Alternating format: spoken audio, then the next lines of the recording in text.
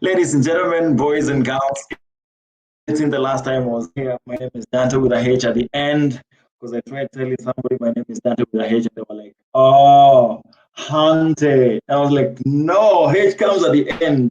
Well, we are here because there is some stuff going on and we thought ni poa manze address issues vile zinakam. I'll see. Ladies and gentlemen, we are here because Eddie Murphy is back with Coming to America. Yes, tonight is all about the movie review. I can't remember the last time we do this. We did this, huh? Um, I can't really remember. But tonight we're gonna try and do something about it. Sawa sawa. So leo tunataka kuchambua movie fulani hapa tuone inakaaje and of course ushajua kulingana na title ya movie, kulingana na title ya video, it's clear now, it's no longer ati chini ya maji. We are reviewing Coming to America. Yes, why we are doing this is because people are talking about it and when people talk about it kuna kitu. Now, I will not be doing this alone because I'm not the best in doing this. I have wale wa baya, wale wa noma in the building, and they wako backstage. My guest is backstage just warming up, anakunywa kunywa maji ya ndimu because akikuja hapo is gonna be crazy. But before we welcome him, let me just sort of kind of read something about this movie. So basically, I needed to disclaimer. If you've not watched Coming to America, okay, two, it doesn't make sense. So that people know it's two. Coming to America. If you've not watched Coming to America, this is not the Kuaribia. So don't watch this video if you've not watched. Watch the movie and then come back here and watch endelea to comment. But if you've watched, now let's talk about it. But this is a story that began so many years ago. Actually, Kedo, 32 years ago. Was it 32 years ago or 30 years ago? Because this movie went on air, I think it was on screens it was produced in 1988. Okay. And in 1988, I think culturally we were not where we are right now. And so many things have changed. But many years later, like 30 to 32 years later, these guys have come back and they've brought us Coming to America too. People have talked about it. Some of my friends are saying, hey, but that movie is hyped for nothing. Others are saying, yo, people need to be careful here. There is no way you're going to use, we'll be talking about that in the movie right now. But this is a simple story of Akim and Semi. I don't know whether it's Semi or Semi. And yeah, they are back. Set in the lush and royal country of Zamunda. I know we have Wakanda, we now have Zamunda. Yeah, I don't know which one you prefer. But newly crowned King Akim, who is Eddie Murphy, and his trusted confidantee, Semi, Arsenio Hall, embark on an all-new hilarious adventure. By them that will become hilarious, that has them traversing the globe from their great African nation to the borough of Queens, New York, where it all began. Ladies and gentlemen, I am joined by a special guest. This is a friend of mine from way back, and we are here to talk about this. Now, before I bring it up on stage, lazima tubonge. Lazima kwanza nimpatie. I like doing this to my friends. Yani, if you are a guest to my show, lazima nikupatie introduction moja moto. And a little bit about this guy that is coming here. We don't talk about movies, this guy. We talk about masomo and other major things. And after this profile, I actually did a mistake to say profile. Forgive me, die for me. We're gonna be going deep into the main thing. But allow me to introduce my guest properly. David Kariuki is a third-year student at QUER, pursuing a bachelor's degree in political science and international relations. David also volunteers at the Kenya National Chambers of Commerce and Industry as a youth focal point. He currently chairs the Economic Diplomacy Subcommittee at the Chambers, where he is leading a team towards a policy document that shall help include youth in international trade. Bro, this is beyond movies, man. David is also the founder and group chairman of CAES International, but these are you write CAES, CAES International, a company that is leading Kenya and the region in efforts towards electric mobility. Come this young man together for David Kariuki, aka I don't know, I don't have an aka for him, but put your hands together for this one. Buddha. Ulikuwa backstage unakunywa tu. Thank you very much. And then all of a sudden, karibu, man. Thank you very much for having me. Welcome. Say hi to your people. Your people are watching. Go ahead and say hi to them. We will not be here for long, so kabla waboeke, wagote kwanza. So, my name is David Kariuki. Dante has given a wonderful introduction of me. My name is David Kariuki, as you've heard. I wear a couple of hats. I work with the Chambers. I am a student. I am an entrepreneur. And Dante has given me a new hat today. I'm a movie pundit. So I'm really excited to be here and engage with the fan base online. And yeah, I'm ready to give my opinions and my thoughts as I even learn from the people here. Thank you very much for having me. Awesome. This is good already. I don't know, but I would want us to go straight into what brought us here. But kabla tuende hapo, allow me to read a comment here so that our we are real about we are serious. Tukisema we are sampling comments. What is for real. So someone here, where is that? Let me go get it. Yes, someone here says, so someone here says, Norma. I don't know what that means. Innocent Matara, bro. Hey, nipatie moshene. Give me something to work with. Ni nini Norma? Ni show Norma ama ni movie Norma? Nipatie kitu naweza work nayo. I don't know who else is here with us, but if you're watching us, go ahead and comment on the comment segment down below. Alafu tuambie what you think about this movie. If you've watched it, if you've not watched it, tafadhali, this is the time you left. All right, I don't want to be the one that spoiled your good times. So go ahead and comment if you've watched. But if you're watching us on YouTube, go ahead and subscribe to Dante Entertainment. And finya ka kengele hapo so that every time we go live, we have a new video, you are able to be with us. But if you're watching us on Facebook, please go ahead and like this page. All right, challenge me to create content. I want to know I have people watching. I want to know I have people on the other side. Challenge me to continue creating content.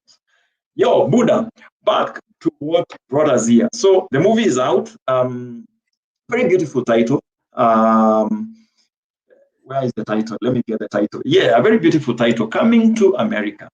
And this is not the first time I see someone put a two, referring to, a second part or a continuation of, part one. I think the first time I saw this was Why Did I Get Married? No. That was different. They used TOO. I think there's another movie that carries the same idea. But anyway, that is not why we are here. What do you think about the movie? Juju too, like some of the things that come on your mind every time somebody mentions coming to America. What comes on your mind before even we go to like how the movie starts and all that stuff? Well, when someone mentions coming to America, what comes to my mind is number one, the American dream. We all know, as a political science, I think we all, I have to acknowledge and appreciate the position of America in geopolitics. So the American dream has long been regarded as the place to be, What comes to my mind is Eddie Murphy. Eddie Murphy, I think I have grown up watching him in Shrek and in so many other movies. So comedy and humor also comes to mind. Those are the two things that come to mind. And the guy is watching us right now. I don't know, but maybe tushaanza hata kuingia kwa, stuff like maybe people didn't know that Eddie Murphy is actually the donkey in Shrek. Now you know. So please thank us later. But tunaweza wapatia email address yetu where you can send your apologies just in case. All right. So what do you think about the cast? Because I noticed that they've tried and brought back like almost 95% of the guys that were in part one are actually here. Imagine 30 years later, do you think it's easy to get guys whose maybe life ishaendelea and kuwa convince warudi tufanye hii kitu tena? Do you think that was hard, or does that excite you? Yeah, of course. It excites me to see characters that are carried forward from a prequel to a sequel. It's always because the essence of that, in my opinion at least, is there is that connection with the cast. Yeah, ni kama when you go somewhere and you find someone that you know. So when I come to Left Spring Chapel, I used to go to Left Spring Chapel from 1999 all the way to I think 2008. So if I come there and I meet people who I know, then I feel more comfortable. Yeah. So it's the same idea. When characters are brought in from the prequel all the way to the sequel, there's that sort of connection that comes with it, and I think it's a good thing. Yeah. Awesome, bro. You brought a new word right there. After, I've been looking for that word all day, a prequel. Noma sana. Prequel, yeah. Prequel. Now, I don't know what you think, but many Kenyans have been talking about some of the things that the movie tries to address, and saying about mentioning things like or asking questions like, was it really necessary to have this one here? Was it necessary to talk about this? Was it necessary to introduce this guy? Some of the African characters in the movie, somebody told me that it appears forced. What do you think? I saw Trevor Noah there. What do you think? Was it a good idea to include Africans there? How many jokes to Nabambo? Well, there are levels to it. Let me start there. There are levels to it. Yeah. And the first level that we have to appreciate, because we can see that from the movie, it's a predominantly African movie about, an African royalty that go to the US, then, whatever happens, and they're back. And now with the sequel, it's almost the same thing. The decision, some of the choices that were made in the prequel are now coming to affect the plot and the direction of the sequel. Yeah.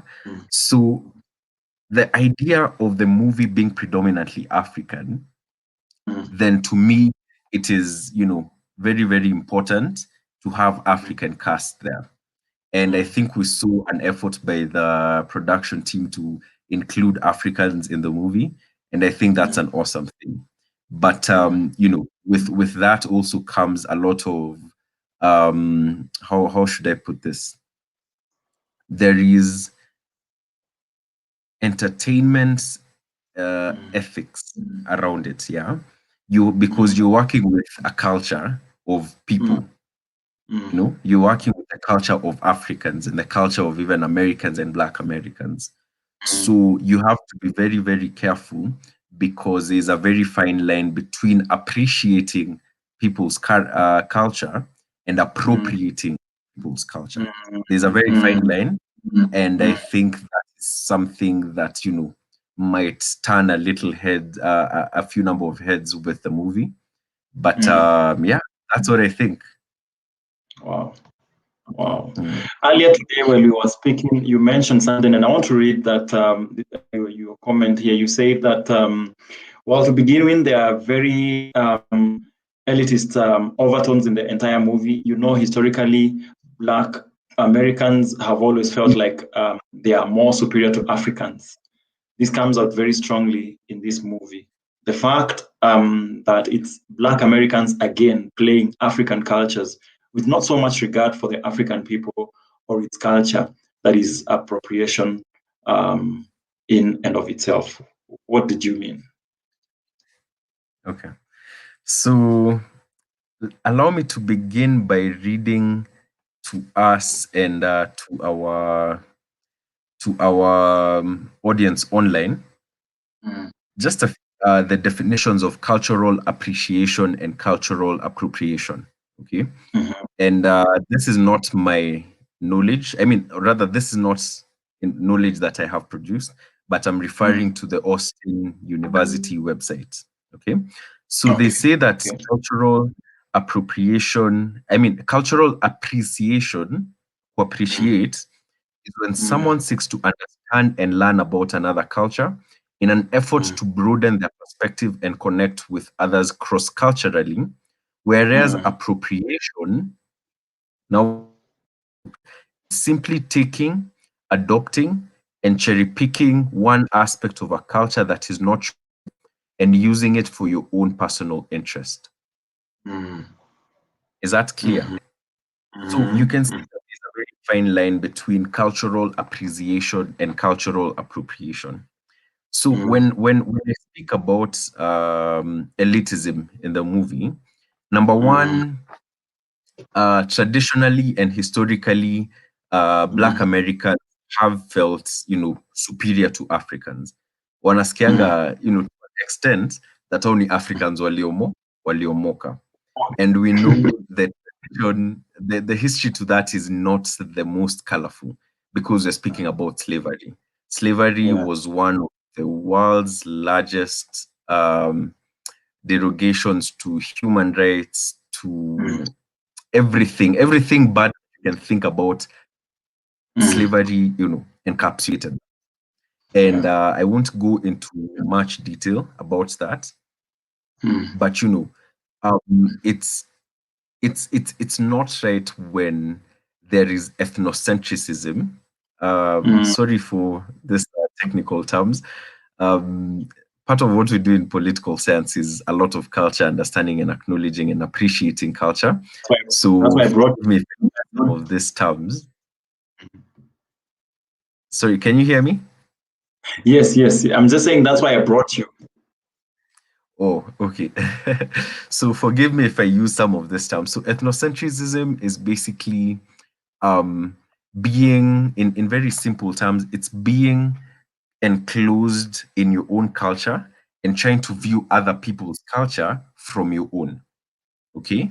So if I go to the Maasai culture, or rather the Maasai people, and I find them drinking blood, and me, I know as a kid that blood is not drunk, then I start saying that the Maasai are backward, that the Maasai do not understand, that you eat the, not drink the blood, etc. Without necessarily trying to understand where they're coming from and the cultural significance behind them drinking blood, for instance. Okay. So when we see that Black Americans trying to feel more superior to Africans, then it becomes very problematic because number one, we are all of the same race, right? Number two, the conditions and the circumstances that led to them being in the US are not the best. We're looking at a history of slavery, which again, in all shapes and forms, was very wrong. We're looking at colonialism, which again, in every way, shape, and form, is very wrong.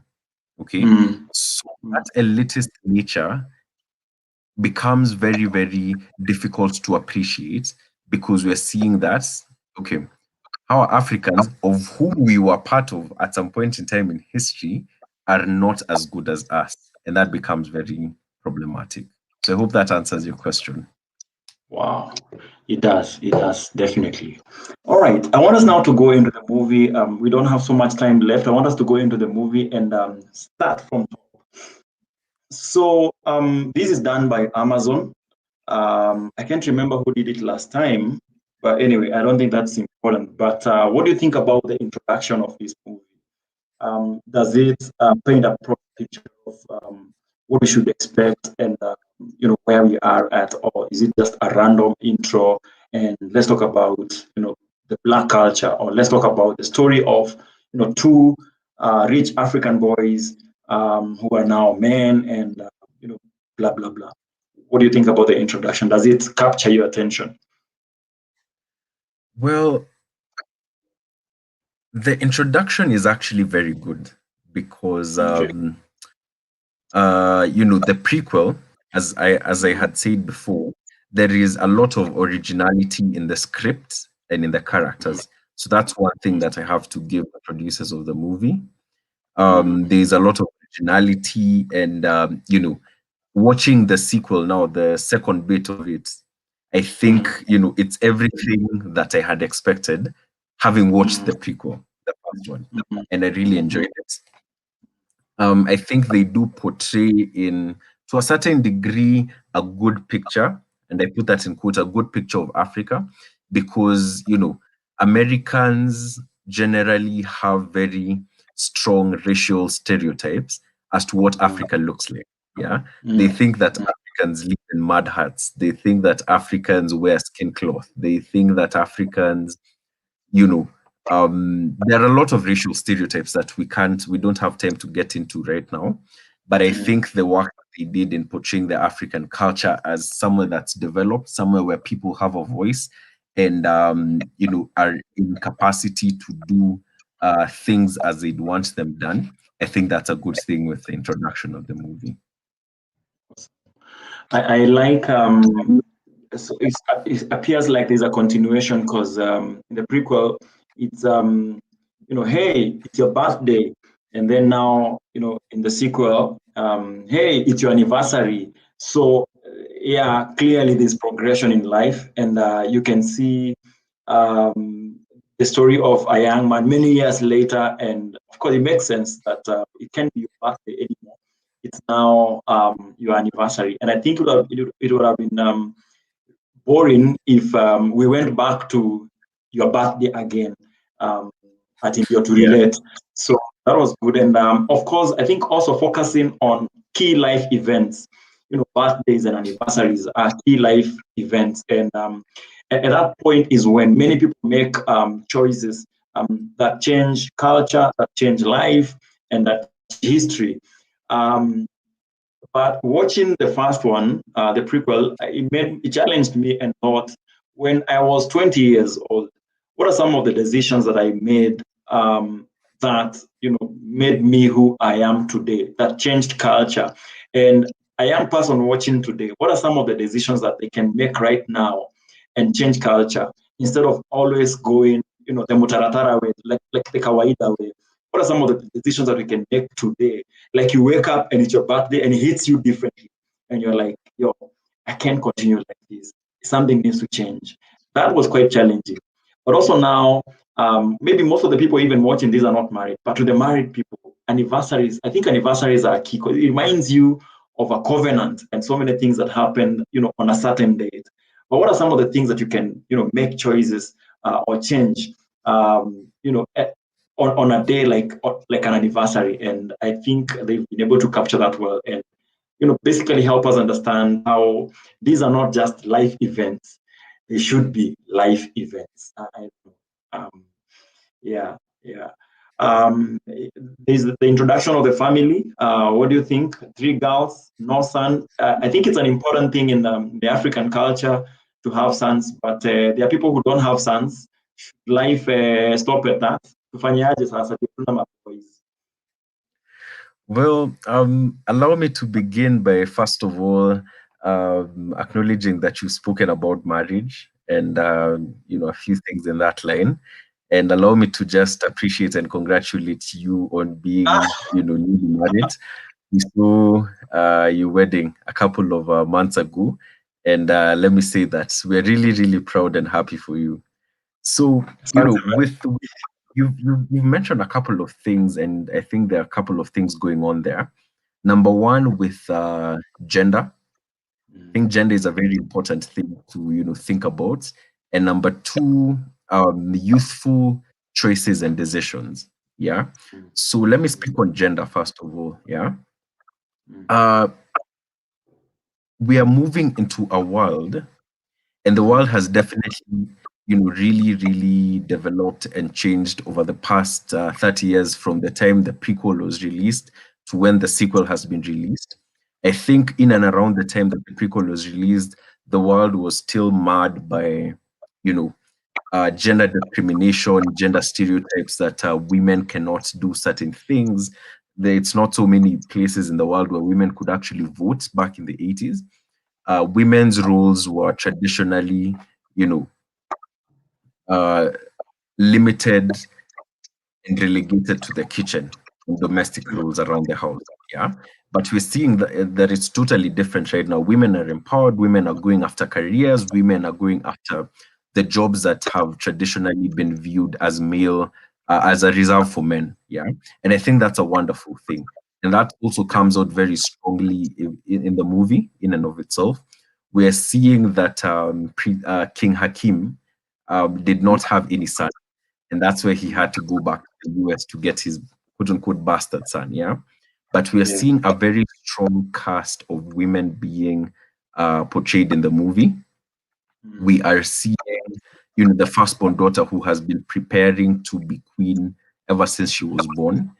And, the one thing that I really loved that the producers really got right was that they showed how, society and the world in general treated women. They could not, be rulers. And then they now came again at the very end, rather towards the end, to show that women have evolved and can actually take leadership roles. Yeah. So we see Prince Hakim, or rather King Hakim, telling the daughter towards the end that he would want her to be king, regardless of whatever laws that have been passed. He would want her to be queen and to rule the nation. So I think that's a very important piece of knowledge, information, and lesson that we should take home about gender stereotypes and how we can empower women and girls alike. We have just come from International Women's Day. Actually, let's talk about it. So we can probably have a chat in and around that a bit later, but I think that's a good thing. So with regard go on. Yes, with regard to youthful choices, I'll come back to the point on International Women's Day. But with regard to youthful choices, again, we're seeing the current crop of youth in the world have glorified and exemplified that culture of sherehe. Yeah, and I think this is very, very potent. I mean, awajaribu kuificha hata sherehe and all sorts of things in that line have really been glorified by my generation, and I think even coming from your generation coming down towards mine. And I think the Bible talks about youth enjoying the youth, but again, the Bible also reminds us that we shall be held to account, yeah, of some of the choices that we make in full days. Yeah. And those being held to account does not necessarily mean, once the end of the world comes and now, the second coming of Jesus, but even within our lives. Yeah. And we see how the decisions that, King Hakim made in 1980, how they have come to affect him right now in 2020, 30 years later. Yeah. We see that he went around having casual sex, and that resulted in an illegitimate child, quote unquote illegitimate. And those are decisions that he made in his youth that came to affect him in his adulthood. Yeah.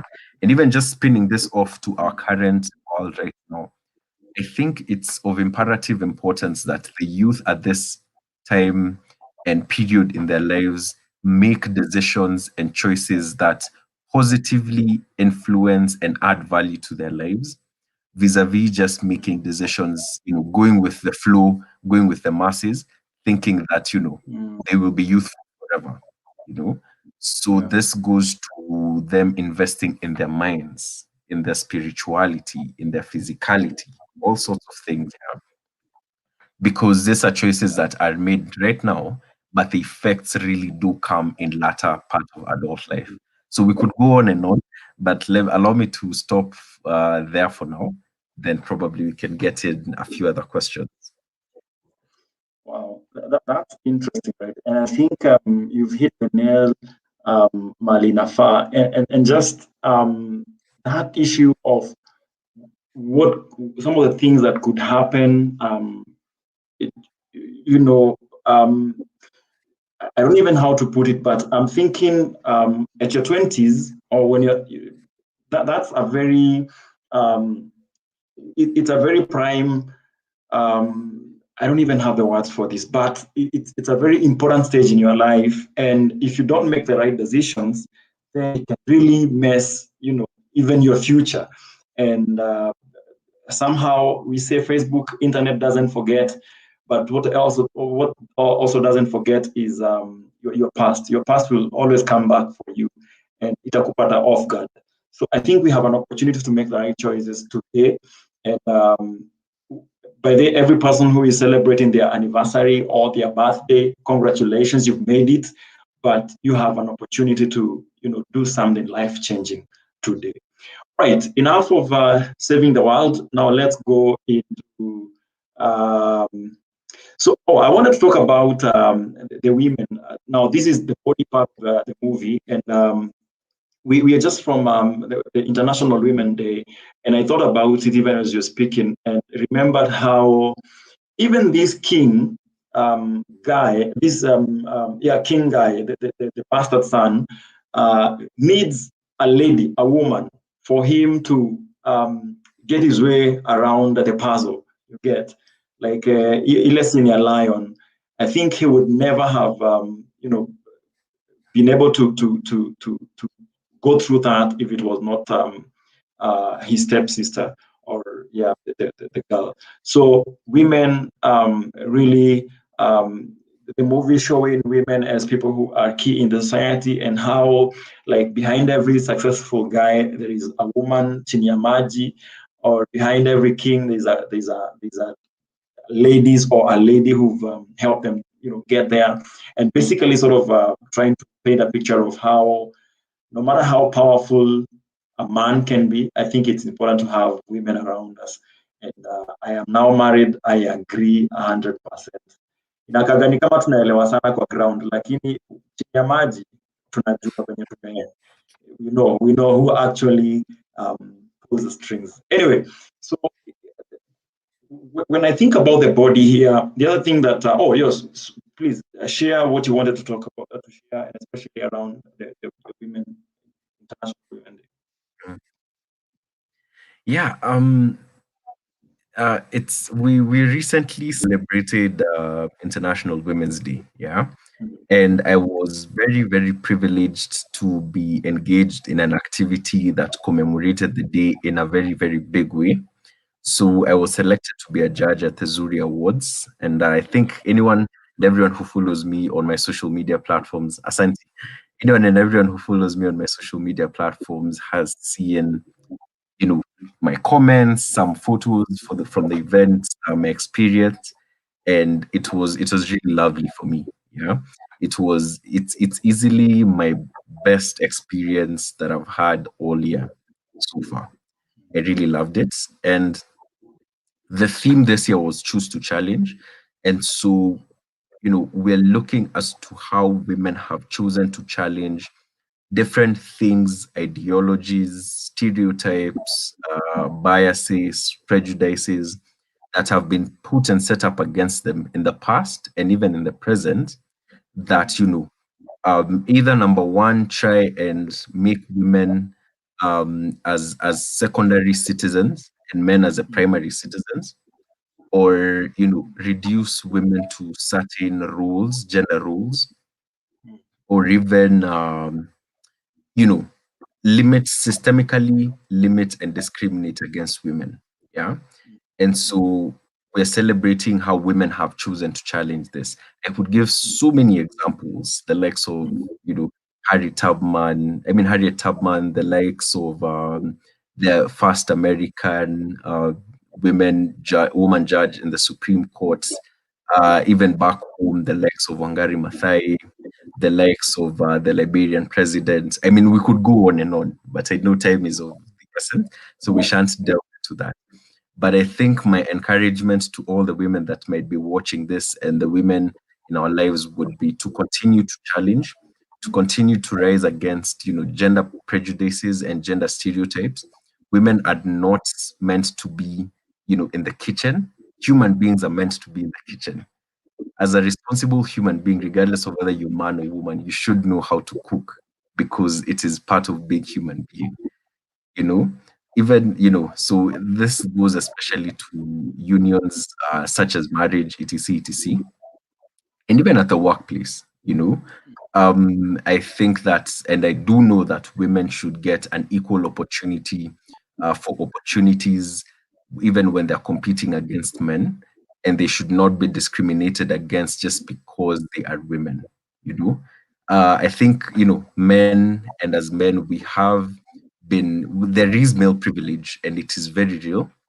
And I think the first step in making the world a better place is us as men acknowledging that the patriarchy has really worked for us and worked against us in equal measure, but it has most especially worked against women. Yeah. And so we're looking at having women get the same opportunities as men, get the same level playing field for education, for work, etc, and the world will definitely be a better place. Let me share this comment. Christian Muya says, human beings are supposed to be in the kitchen. This is deep. I think we should do this more. I don't know, but I think we should review movies more. There's a lot of deep stuff going on here. Thank you so much. Manze, time yani, what?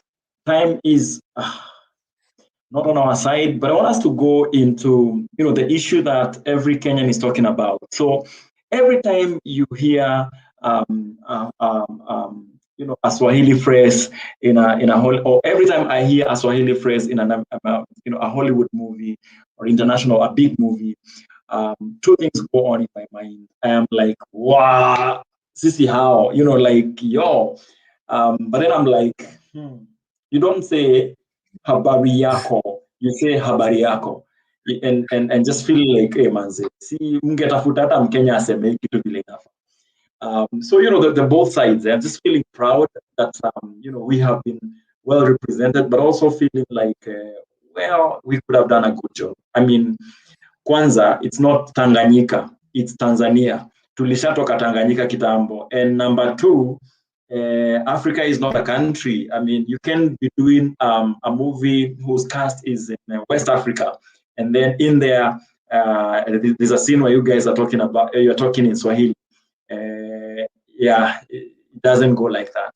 So feeling like they're really trying, but feeling like they've done their research. Considering that this is a big movie, I really feel like guys should do proper research. But I don't know what you think about this whole Kenyan flag here in one of the scenes, especially the lion scene. What do you think? Well, I think, in my opinion, that they were really trying very hard to portray the African culture and portray African countries, etc. Yeah. And them portraying the Kenyan flag, I really do hope that they had the intellectual property rights to portray the Kenyan flag, because if not, then that becomes so. But if they did, then I think that's commendable. Let me just put it out there. Yeah. If they did, then I think that's commendable. But if they didn't, then we might be having a problem very soon. So let me give an example of Hakuna Matata. Hakuna Matata is, from The Lion King. Hakuna Matata, let me shock you. Do you know that the copyrights are with an American movie production company? And we're not going to mention them. Let me shock you even further. Probably Uh-huh. this will come as a shock to Benny. Do you know that we Mhm. do not own the copyright rights to our own national anthem? It's actually owned by a British firm. Okay. Go do research on that. Go do research as to who has the copyrights to the Kenya national anthem, and probably can have a What? separate conversation about that. So, we are coming from a period in time where the West has really misused African culture. They have really appropriated our culture, and this has been seen, through celebrities cherry picking parts of African culture just for their own benefit, and not really appreciating where African culture comes from and what it exemplifies and what it even symbolizes. Yeah.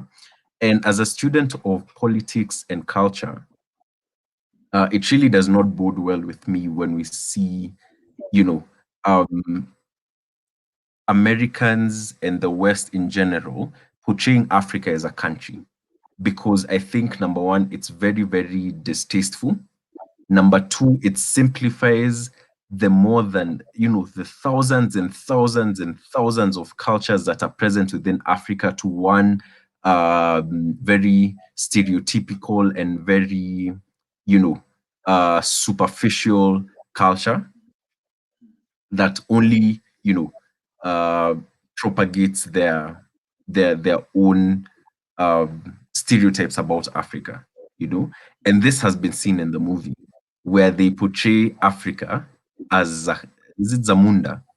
Yes. Africa has 55 countries, yeah, but they decided and chose to make Africa look like the continent of Zamunda, the country of Zamunda, which is very wrong and it's very problematic. Yeah. So I think there's a very, very big way, there's a very, very long way to go with regard to having movie producers and the entertainment industry in general, especially in the West, come and appreciate our culture. Before they release such a movie, before they release Black Panther, before they release movies that are meant to portray the African culture, let them first come to Africa and learn about the cultures. Let them first come and acknowledge the culture and appreciate. Let them come and do what we call um, you know what we call being engaged and deep in the culture, then they can now make a more informed decision as to how they want to portray such movies. Secondly, let them come and have African actors, because we have wonderful actors like the main character of Selena, who mwenye alikutana na Uhuru. I keep on forgetting Pascal Tokodi, and so many other African, actors who are wonderful and excellent in their act and in their trade. Let them be the ones to act such movies. So if it's a movie about East Africa, let them be the ones to be there. I mean, we're welcoming American cast, but we're saying that let us have our very own being in the focal point of the same. Yeah, not just having Black Americans coming to play Africans. It becomes problematic. Wow. Amazing. Well said. Well said. Manzi, I can't add. I totally agree with you. And I think, if you've not watched the movie, you will enjoy for sure. But if you've watched the movie, let's keep commenting. To think. In fact, if you've not watched the movie, tumekuharibia, but still go back and watch. I want to end this movie. I want to end this movie review here, but I want to ask one question briefly. So, is this a good movie? Wow, that's just a good question. Is it a good movie? Yes, it is. Yes, it's a good movie. All right, all right. Yeah, In a scale of 1 to 10, a rate when one is chini sana. I would give it a 5. All right. No, no, that's Yes. safe. Anyway, It's not about playing safe. I can actually substantiate my response. Where I say it's a good no, movie and no, why sorry. it's the middle. Yes. Another video. But everybody who's been watching us, Karibu Sana. And I'm sorry we are on our way out. This has been a movie review at Dante Entertainment. And yes, we bring you entertainment news like this one. But badala ya kukubamba tu, we try and go deeper and really understand what's happening in here. Ladies and gentlemen, this has been good and amazing hanging out with you. From us, we say kwaheri, but we will be back probably with a new song or a new movie. And if David Kubalis, I will be willing to bring him back and talk about deep stuff. We all have that one deep friend. Now, this is mine.